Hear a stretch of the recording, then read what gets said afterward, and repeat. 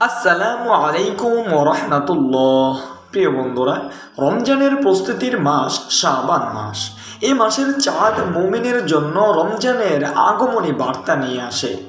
রাসূলুল্লাহ সাল্লাল্লাহু আলাইহি ওয়াসাল্লাম শাবান থেকেই রমজানের প্রস্তুতি গ্রহণ করতেন এবং অন্যদেরকে উৎসাহিত করতেন। প্রিয় বন্ধুরা, রাসূলুল্লাহ সাল্লাল্লাহু আলাইহি ওয়াসাল্লামের জীবনযাপন আমাদের মতোই স্বাভাবিক ও সাধারণ ছিল, তবে তার জীবনযাপনের প্রতিটি মুহূর্ত মুসলিম উম্মার জন্য শিক্ষণীয়। স্বাভাবিক জীবনযাপনের মাঝেই তিনি প্রতি মাসে আইয়ামে বীজের 3 দিন ও প্রতি সপ্তাহে 2 দিন নফল রোজা রাখতেন। তবে শাবান মাসে এই নফলগুলো ছাড়াও তার রোজা রাখার পরিমাণ বেড়ে যেত। রমজানের পরে রমজান মাস শুরুর আগে শাবান মাসে তিনি সব থেকে বেশি পরিমাণ রোজা রাখতেন। রাসূলুল্লাহ সাল্লাল্লাহু আলাইহি সাল্লামের আমলগুলো তার সহধর্মীরা বেশি বেশি কাছ থেকে দেখার সুযোগ পেতেন। রাসূলুল্লাহ সাল্লাল্লাহু আলাইহি সাল্লামের 2 সহধর্মিনীর কাছ থেকে শাবান মাসে তার বেশি বেশি রোজা রাখার কথা বর্ণিত হয়েছে। যেমন উম্মুল মুমিনিন মা আয়েশা সিদ্দিকা রাদিয়াল্লাহু তাআলা আনহা থেকে বর্ণিত, তিনি বলেন, নবী সাল্লাল্লাহু আলাইহি ওয়াসাল্লাম শাবান মাসের চেয়ে বেশি রোজা কোনো মাসেই রাখতেন না। তিনি পুরো শাবান মাসেই রোজা রাখতেন এবং বলতেন, তোমাদের মধ্যে যতটুকু সামর্থ্য আছে ততটুকু নফল আমল করো, কারণ তোমরা আমল করতে করতে পরিশ্রান্ত হয়ে না পড়া পর্যন্ত মহান আল্লাহ সুবহানাহু ওয়া তাআলা সওয়াব দান বন্ধ করেন না।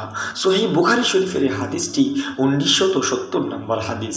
আরেক হাদিসে উল্লেখ রয়েছে, উম্মে সালমা রাদিয়াল্লাহু তাআলা আনহা বলেন, আমি আল্লাহর রাসূল সাল্লাল্লাহু আলাইহি সাল্লামকে শাবান ও রমজান মাস ছাড়া অন্য কোনো 2 মাস একাধারে রোজা রাখতে দেখিনি।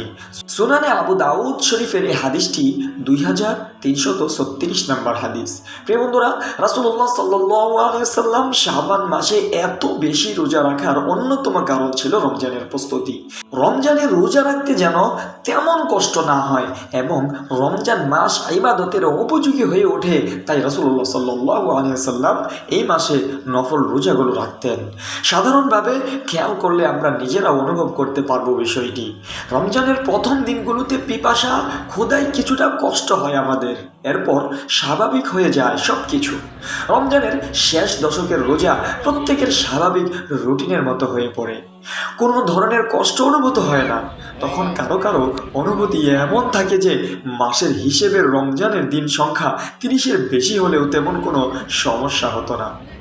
এই বিষয়টি থেকে সহজেই আমরা অনুমান করতে পারি শাবান মাসে বেশি বেশি রোজা রাখলে রমজান মাস আমাদের ইবাদতের জন্য পরিপূর্ণ উপযোগী হয়ে উঠবে। সুবহানাল্লাহ। কয়েকটি হাদিসেও এই বিষয়টিতে ইঙ্গিত করা হয়েছে। প্রিয় বন্ধুরা, অতএব এই মাসটি রমজানের উৎসাহ উদ্দীপনা মাস হিসেবে পরিচিত। রাসূলুল্লাহ সাল্লাল্লাহু আলাইহি সাল্লাম রমজানের ফজিলত, আমল, ইবাদত, বিধিবিধান, নিষেধ এই মাস থেকে বলতে শুরু করতেন এবং সাহাবীদের রোজা রাখতে উৎসাহিত করতেন এই মাস থেকেই। তাই এখন আমরা উম্মত যারা রয়েছি তারাও আমরা এই শাবান মাস থেকে রমজানের প্রস্তুতি নেওয়ার চেষ্টা রাখবো ইনশাআল্লাহ।